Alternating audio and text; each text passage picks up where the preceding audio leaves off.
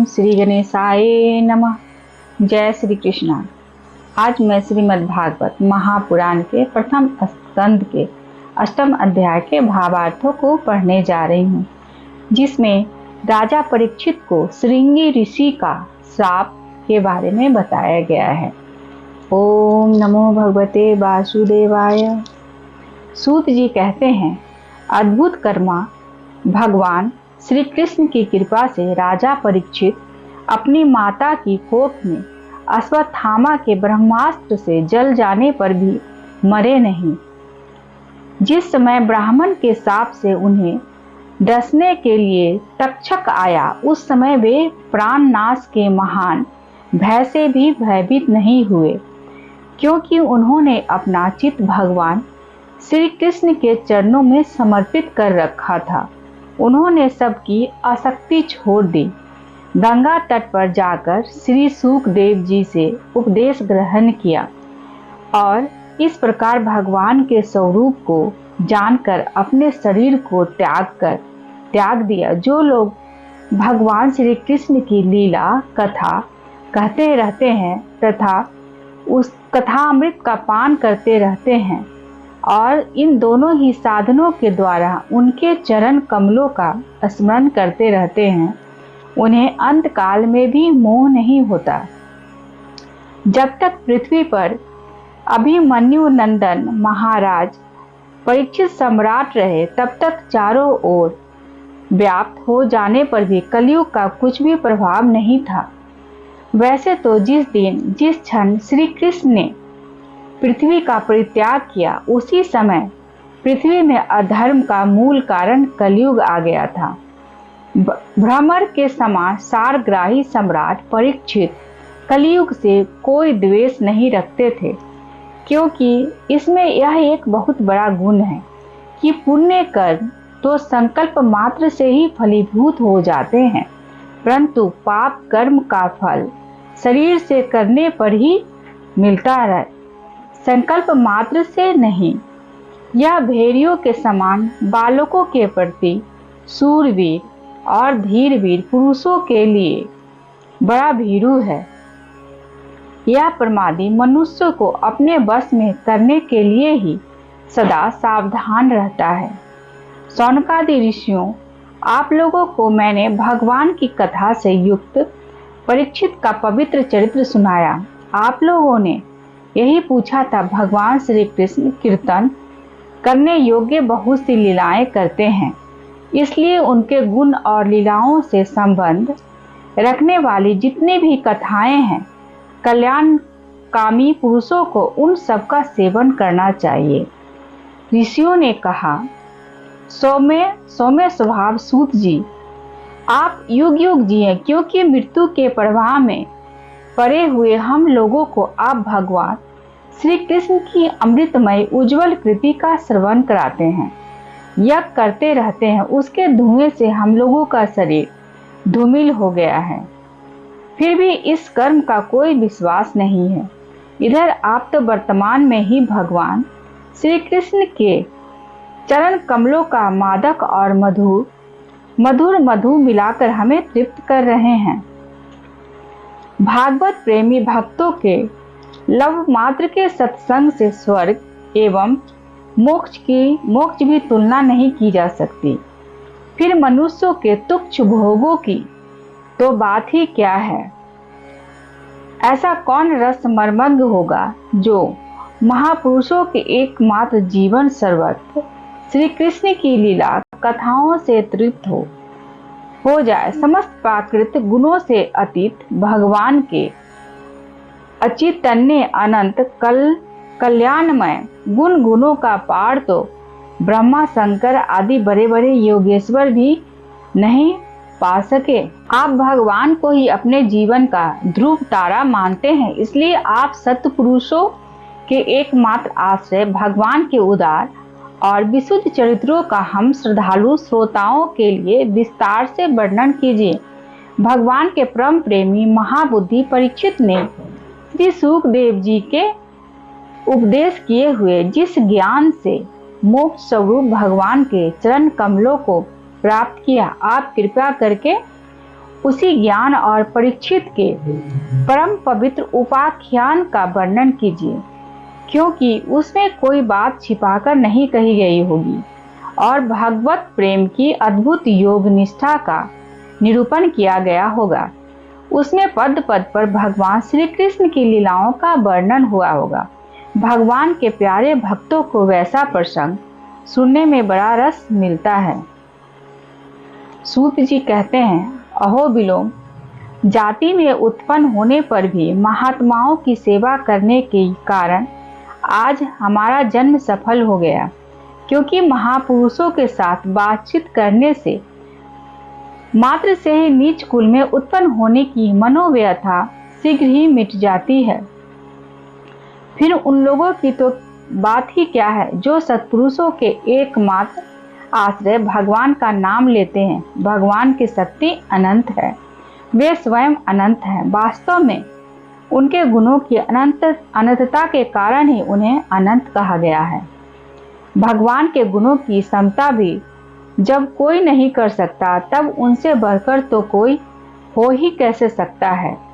उनके गुणों की यह विशेषता समझाने के लिए इतना कह देना ही पर्याप्त है कि लक्ष्मी जी अपने को प्राप्त करने की इच्छा से प्रार्थना करने वाले ब्रह्मादि देवताओं को छोड़कर भगवान के न चाहने पर भी उनके चरण कमलों की रज का ही सेवन करती हैं।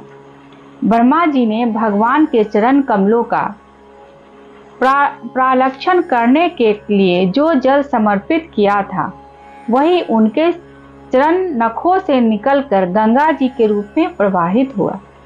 यह जल महादेव जी सहित सारे जगत को पवित्र करता है। ऐसी अवस्था में त्रिभुवन में श्री कृष्ण के अतिरिक्त भगवान शब्द का दूसरा और क्या अर्थ हो सकता है।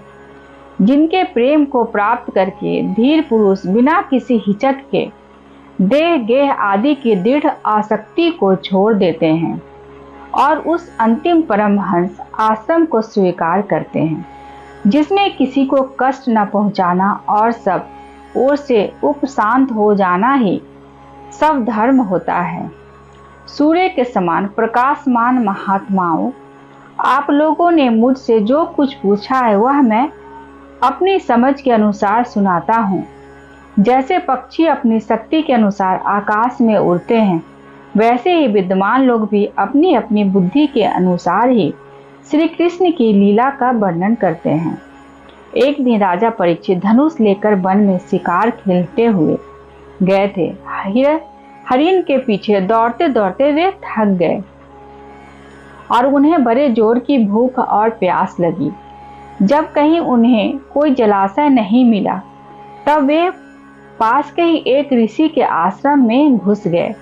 उन्होंने देखा कि वहां आंखें बंद करके शांत भाव से एक मुनि आसन पर बैठे हुए हैं। इंद्रिय प्राण मन और बुद्धि के निरुद्ध हो जाने से वे संसार से ऊपर उठ गए थे।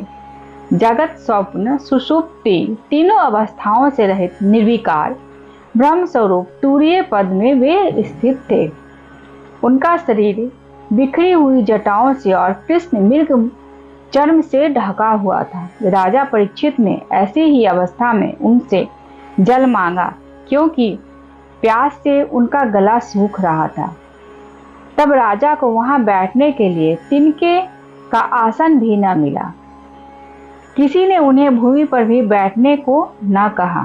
शौनक जी वे भूख प्यास से छटपटा रहे थे, इसलिए एकाएक उन्हें प्राण के प्रति ईर्ष्या और क्रोध हो आया। उनके जीवन में इस प्रकार का यह पहला ही अवसर था।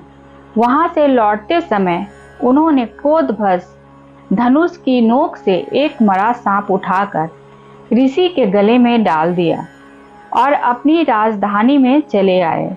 उनके मन में यह बात आई कि इन्होंने जो अपने नेत्र बंद कर रखे हैं, सो क्या वास्तव में इन्होंने अपनी सारी इंद्रिया वृत्तियों का निरोध कर लिया है, अथवा इन राजाओं से हमारा क्या प्रयोजन है।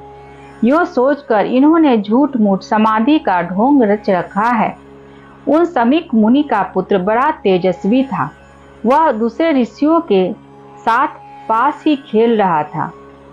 जब उस बालक ने सुना कि राजा ने मेरे पिता के साथ दुर्व्यवहार किया है, तब वह इस प्रकार कहने लगा, ये नरपति कहलाने वाले लोग उच्छिष्ट भोजी कौओं के समान सड़ मुसड़ होकर कितना अन्याय करने लगे हैं। ब्राह्मणों के दास होकर भी ये दरवाजे पर पहरा देने वाले कुत्ते के समान अपने स्वामी का ही तिरस्कार करते हैं। ब्राह्मणों ने क्षत्रियों को अपना द्वारपाल बनाया है, उन्हें द्वार पर रहकर रक्षा करनी चाहिए। घर में घुसकर स्वामी के बर्तनों में खाने का उसे अधिकार नहीं है। अतएव उन मार्गगामियों के शासक भगवान श्री कृष्ण के परम धाम पधार जाने पर इन मर्यादा तोड़ने वालों को आज मैं दंड देता हूँ। मेरा तपोबल देखो। अपने साथी बालकों से इस प्रकार कहकर क्रोध से लाल लाल आंखों वाले इस ऋषि कुमार ने कौशिकी नदी के जल से आचमन करके अपने वाणी रूपी ब्रज का प्रयोग किया। कुलांगर परीक्षित ने मेरे पिता का अपमान करके मर्यादा का उल्लंघन किया है, इसलिए मेरी प्रेरणा से आज के 7वें दिन उसे तक्षक सर्प डस लेगा। इसके बाद वह बालक अपने आश्रम पर आया और अपने पिता के गले में सांप देखकर उसे बड़ा दुख हुआ तथा वह ढार मारकर रोने लगा। विप्रवर सौनक जी समीक मुनि ने अपने पुत्र का रोना चिल्लाना सुनकर धीरे धीरे अपनी आंखें खोली और देखा कि उनके गले में एक मरा सांप पड़ा है। उसे फेंककर उन्होंने अपने पुत्र से पूछा, बेटा तुम क्यों रो रहे हो? किसने तुम्हारा अपकार किया है? उनके इस प्रकार पूछने पर बालक ने सारा हाल कह दिया। ब्राह्मणसी समीक ने राजा के साप की बात सुनकर अपने पुत्र का अभिनंदन नहीं किया। उनकी दृष्टि में परीक्षित साप के योग्य नहीं थे। उन्होंने कहा, ओह मूर्ख बालक, तूने बड़ा पाप किया है। खेद है कि उनकी थोड़ी सी गलती के लिए तूने इनको इतना बड़ा दंड दिया।